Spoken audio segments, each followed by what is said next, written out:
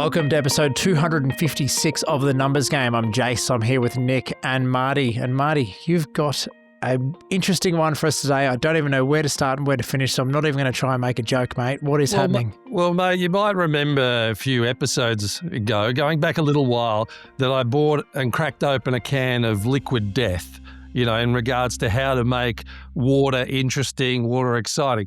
So today, you'll have to go to YouTube, but today I bought a roll of toilet paper with me.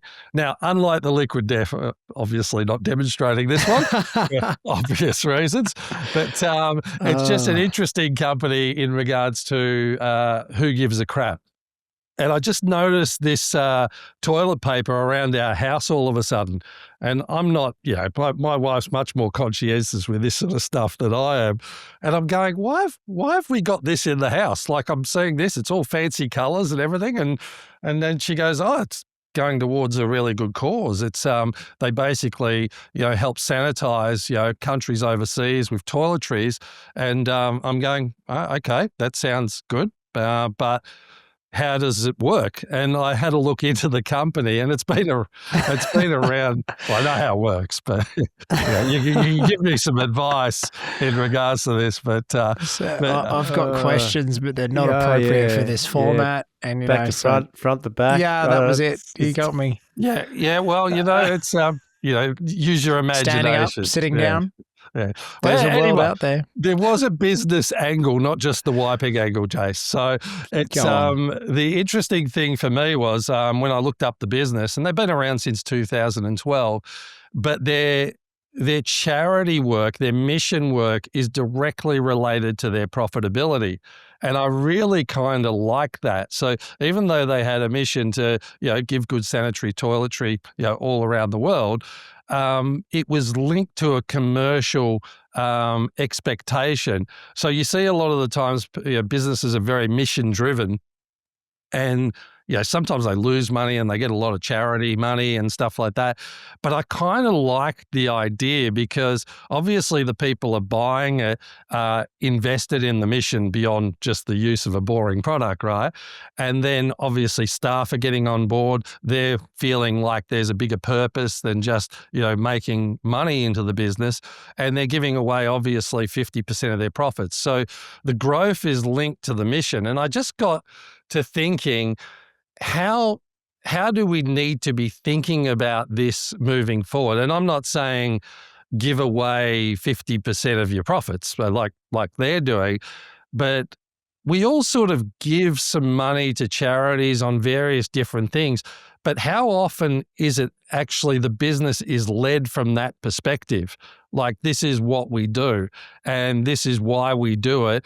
And then our people that use the product become our advocates and get us out to the market. So we might not have to give away 50%, of course, but maybe it's 10%, but it's a purpose-led mission. So I just found it interesting, and it sort of reminded me a little bit of liquid death too, because it was, you couldn't get more boring a thing, and yet here we go.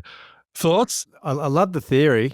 Just thinking about our own business and, you know, what I think you get involved in charities, or you get involved in, you know, things you think are ethical not because you feel like you should, but you almost want to give back. But I guess what you're talking about is that driving your underlying strategy, and also your marketing at the same time. So I don't mind it. And I'm just thinking, could you do it with any business? Probably not. I don't know. Yeah, it's sort of humanizing business, but the starting point is the mission itself, which is interesting take. Yeah, I'm just finding, I think I just went to a presentation recently with Simon Griffiths. I'm just trying to find, there we go. Yeah, I attended a night with Simon Griffiths recently. So Who Gives a Crap are a certified B Corp. So B corporations go under an assessment to be given a B Corp certification. And the Commons, which is our offices at Future Advisory use Forum, which is part of the Commons. So Simon came along and did a fireside chat and answered a bunch of questions. And it was really interesting. A lot of people, they were amongst the early the early people who were that charitable, if you buy from us, this happens. A bit like Thank You Water back in the day. You think about where Thank You Water took off, and it was, you could track every bottle or everything that you bought from Thank You Water, then showed you where it was impacting in the world.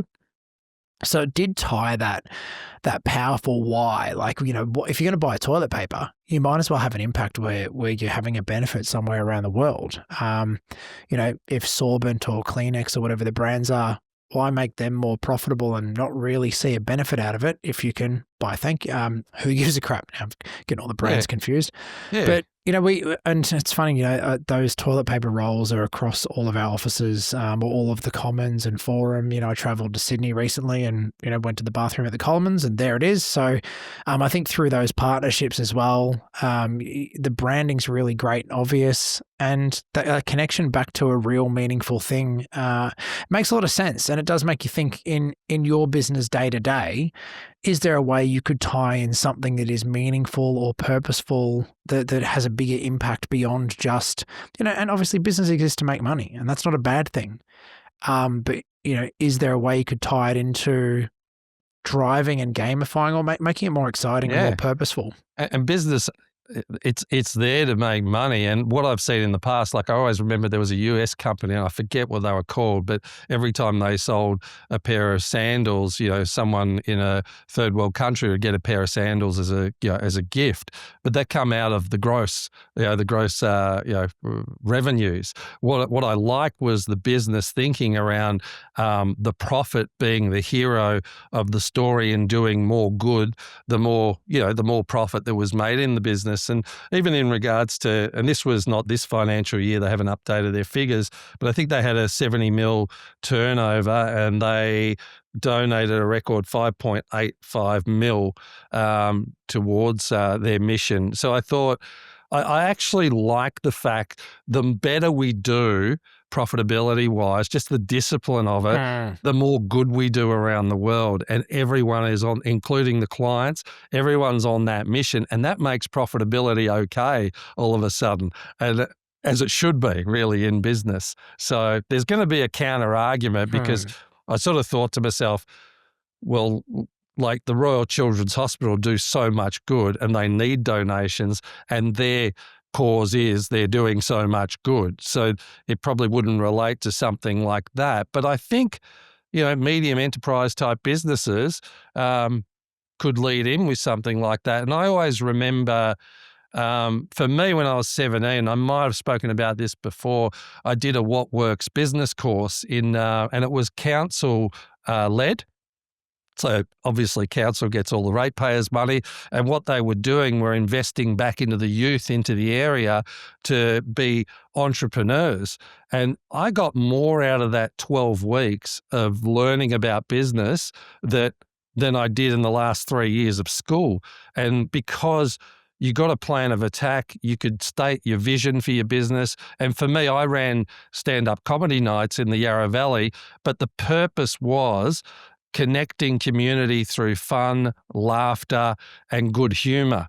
And that was actually the purpose drive. And we were filling, pubs with 100 people in those pubs and learning so much in marketing, going on radio, going to local businesses, filling those rooms, even in regards to, getting a clip of the bar tab as well, which probably shouldn't have been doing as a 17-year-old, but hey, you got to cut your jib in life, right?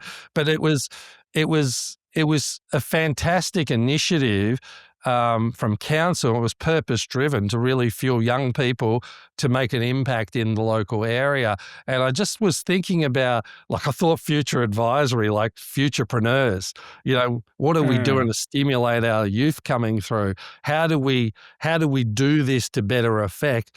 Not so much just pure charity, but how could we do it maybe in a progressive sense, in financial literacy and really empowering young people to take that step and build their first business before they buy their house. Maybe they could get a $500,000 exit and buy their house outright. You never know. So they're the sort of things that were running through my mind. And I thought we probably don't think about this as business owners enough. Yeah. So I think for me, my brain's gone to a bit of a weird point here, and let me elaborate. I think it opens up judgment to be able to do something like that. So in just a few little searches, I've had a look and gone, well, Who Gives a Crap raised $41.5 million a couple of years ago in a cap raise. Yeah. It's like, okay, cool. So what did that $41.5 million get used for? And again, just this is not a judgmental thing, but it's the way the brain works. And the general public can go, well, hang on a minute, like I'm buying this toilet paper and money's meant to be going to charity, but they've raised $41.5 million. And as long as the thought process is that is then helping them reach more homes, get their toilet paper out there, so then there will be more money that goes towards this charity if that is what the whole purpose of it is for. And yes, there's an element that's about profit, but also there's an element of having enough profit to give half of it to charity. And then it talks about in one year they had a great year and they had a 750% boost in profit and donated nearly $6 million back in 2020. The following year they had a bad year and they only donated $2.5 million. So business retracted, COVID, that's business. Those kind of, that is business. So it's very much, even though they're not a publicly traded and their financials aren't publicly available, if they then go and talk about what donation they made to be transparent to the public, essentially then it opens up the thoughts of, well, what's going on, with that. They've got some great investors though. I think Cannon Brooks got involved. So, he's often quite big in venture cap, backing things that, especially in the Australian startup scene, I think he's got a deep care of trying to do better in Australia. So it's interesting to go, where do you go with that? And I think of some other ones then. Have you guys heard of 1% for the Planet? No, I haven't. No, so Carly, who's a friend of the show, Carly runs a business called Code Accounts, and she's over in Perth. She has a deep love of the planet. She loves diving, loves the ocean, and she's aligned her business model with an organization called 1% for the Planet. And it means that 1% of everything that goes through her organization, she will donate to 1% for the Planet, which then goes on to the things that they support. So Patagonia is an example of a business who's on 1% for the Planet. As probably the biggest, most well-known brand, they're involved in that. And I think they've donated more than 800 million in certified giving over the years. So all of a sudden, that's a pretty impactful thing if you've got 1% of a particular, whether it's revenue or profits, depending on how the model works or from your side. But that's huge. 800 million from a lot of businesses doing it. There's some big impact that can be had there. But that's goodwill, isn't it? Like that's goodwill that she's doing that, which is tremendous. I think that's wonderful. She does that.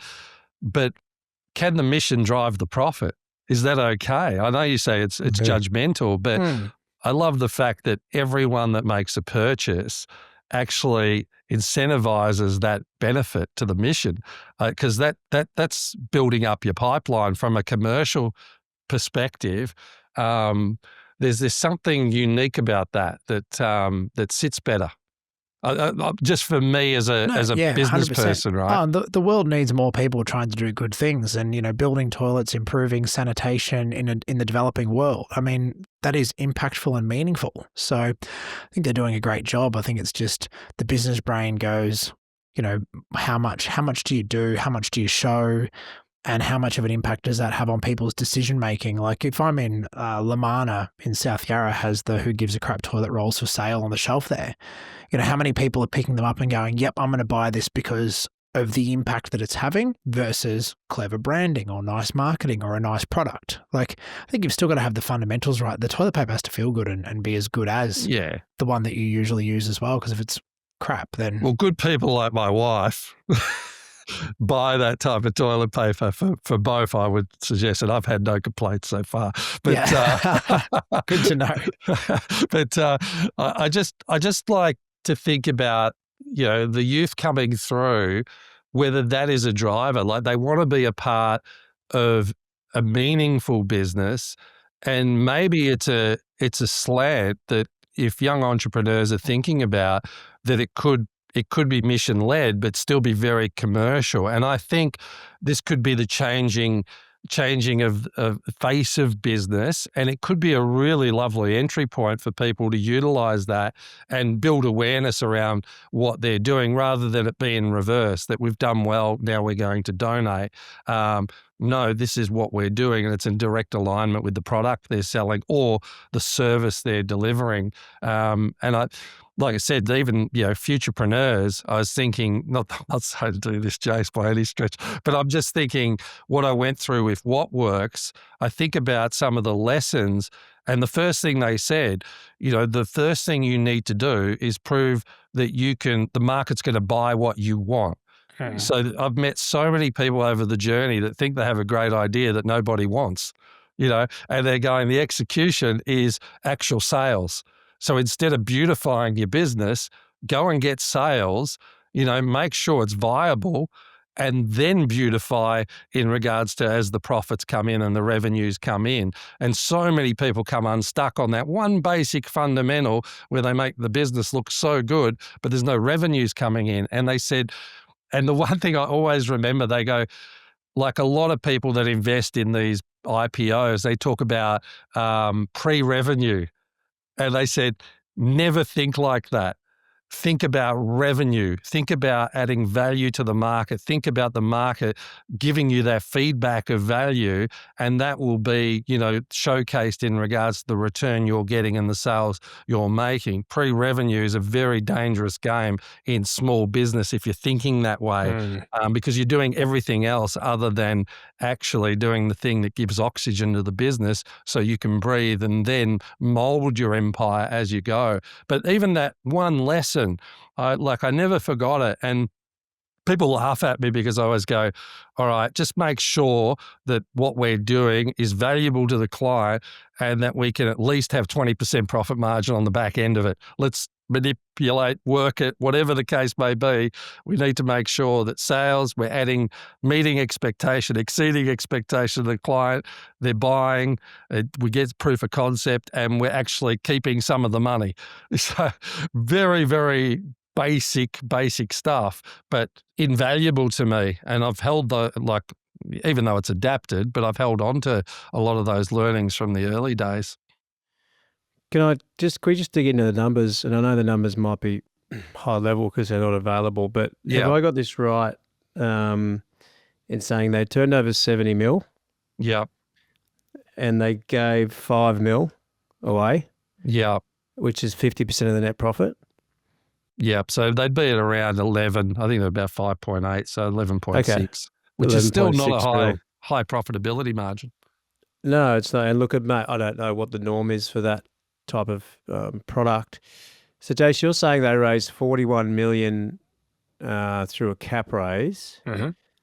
So, who do you think? I'm just asking, and again, this is the judgmental piece, but I think it's not even being judgmental because at the end of the day, they gave away 5 mil more than what Innovate did. So I don't think you can judge. I think it's awesome what they're doing, and 5 mil more than probably the business next door.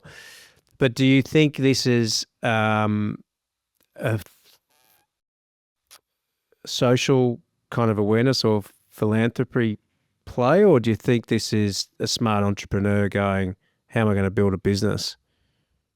Combination of all of it, I reckon. I think you've to actually make that a reality, you have to care and you have to want to do it, because there's so many moving parts that could end up with it falling over.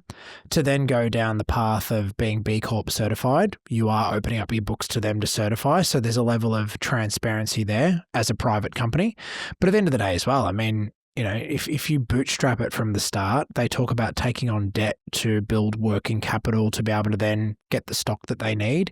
Remembering as well that I'm pretty sure early on they were ultimately subscription and online only. I don't think they were in stores in the early days. So yeah, it also changed people's mindset from very much an example of Case and I will get down to the last roll and go, oh shit, we've got to buy toilet paper.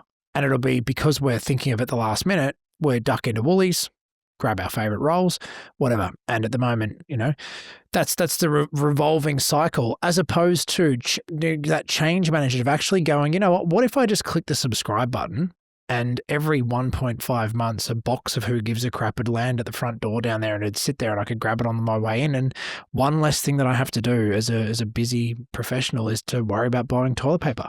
Mm-hmm. So they tried to change that model, which meant investment, getting the online store set up, getting distribution, warehousing, all the rest. So I'm sure they personally, the founders, copped a lot of costs.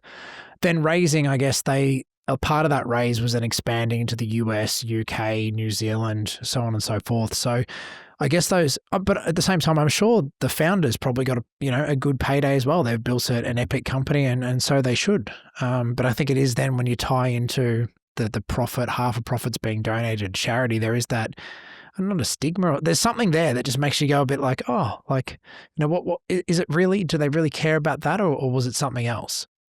And I think it can be both. I kind of like it because it's not like everything else. And I don't know whether I'd buy it on subscription either. I think it's one of those things that you just duck down and you grab a bundle. I don't. Okay, you've got better planning than me on that. But, I just saw the time of recording now. It's around Halloween, so they've got the spooky edition, and the toilet rolls are wrapped in like a black cat and ghoulies, zombies and stuff. So a bit of fun for your Halloween themed toilet, Marty.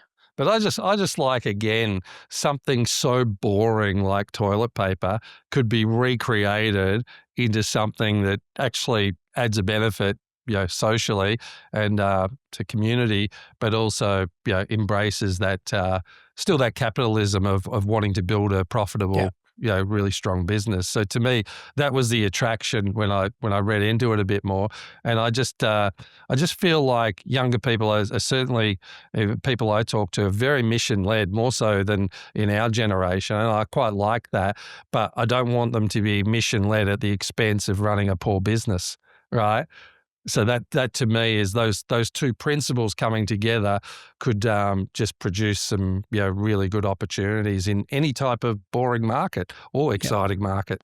Well, I think as well, to use an example from the accounting side, there was a firm up in Brisbane, going to cook their name. I think it was Inspire CA, and they became part of an organisation called Buy One, Give One, or B1G1, and it's business for good. And essentially, rather than it being about money, like being about how much money, so let's say right now we're talking about, who gives a crap did 5 million, but they had 70 million turnover, and then your brain starts cogging. This is more, for every tax return, we will donate drinking water for a year to a child. And all of a sudden it's about the impact. So to make sure, a child in a third world area can have drinking water for a year, it might cost $5. But if you tie it to the impact to say, we did 1,000 tax returns this year, which meant that we provided drinking water to 1,000 people for a year, impact has a big kind of part of, the way our brains work to go, oh, wow, 1,000 people got drinking water because you did 1,000 tax returns. That's cool. So that is an example of a business where if you are thinking, you know what, this is stirring a thought in me, I wouldn't mind doing something for good that doesn't necessarily strip me of half my profits. Business is tough enough as it is, but maybe I would like to have an impact where it might be drinking water, and then you can choose, like, the size of the impacts obviously have a different cost on this particular platform, and you pay a membership to the platform, which means that 100% of every donation flows through to the end user of the charity, and the organisation who runs it, they make their money off the annual subscription for managing the relationships and having the charity partners on board and the businesses on board. The example then where it goes up a little bit more might be, Greg loves running. So to be every time somebody books a consult with Greg, we could donate a pair of shoes to someone who doesn't have shoes. And that's just ties in. So yeah, I mean, look, it's something I've had in the back burner of my mind for a long time. So Marty, this is a perfect opportunity to revisit how we can run a business and have impact, run a business for good and make some good impact. And again, I think, Jay, sometimes businesses do good things without building awareness around it just for the sake of doing good things. Like I know, for instance, Innovate does, well-being, financial well-being seminars to partners and, people to attend that. And I go, that's not marketed, but that's just, supporting people on their career journeys to, make better financial decisions. So, stuff like that is, it's not widely marketed just purely for the case of it's something great that we can do for partners, but there's still a tangible, business benefit in doing that type of stuff, building depth in relationships as well. So it's, businesses do it, but I guess it's just about, like you're saying, Jace, is how are we thinking about this as a mission led, where everyone's involved to create a better future and build a bigger business through that future as well, and everyone continues to win. Not saying it's 100% right, but I like the angle of it because it's unique and it's not one way or the other. It's it's interesting. Yeah, I like it too. I think most business owners would love to do more good in the world, but it's about making it simple. Making it something that is rinse and repeat and doable, rather than if you constantly have to stop and think, oh, what's the next thing we should do? What's the next charity day we should have? What's the next way we can impact? I think that puts a barrier in the way. Like, we've in the past had a bike building charity day where we build bikes and give it to children who can't afford a bike, or families that can't afford a bike at that time. And it was great from a team building experience, awesome. From the way we spent our money and our team's time and the way we got together. Awesome experience. But then you go back to work the next week and it might be a month, 3 months, 6 months before you think of the next thing that you could do as a team. So I think anytime you are going to do something like that, it's great to kind of have a way you can build in a process around it, and something that is deliberate and considered as a firm or a business, something you care about, something you can put your name to, and then make that something regular and recurring that brings a cultural impact, ties in with your values. And then, again, not everything is about the outside world perception. Sometimes it's about the inside world of your firm as well, what it does for your culture and the team. Yeah, well, there you go. That's all I had, boys. But I just, I just want to bring something a bit unique, but definitely on the liquid death theme. But I feel like this had a bit more, depth to it. No, very good, Marty. And look, I think as someone who sees the Who Gives a Crap toilet rolls every day, you've definitely got my mind ticking, and now even thinking about 1% for the planet and buy one, give one, or business for good. You've just relit a bit of the flame of, I think there's more that we can do out there, and excited to go and revisit. Appreciate you sharing that, Marty. If you've listened and enjoyed, please like, subscribe, give us a follow or a subscribe on YouTube. I should get all my terminology right. Been an absolute pleasure having you join us again, and until next time. It's very rare that your bum can be a hero. Game over. This podcast is for educational and informational purposes only. The conversations are of a general nature and do not qualify as financial or tax advice. We recommend before you make any financial decisions, you consult a licensed professional. Individuals on the podcast may hold positions in the companies discussed.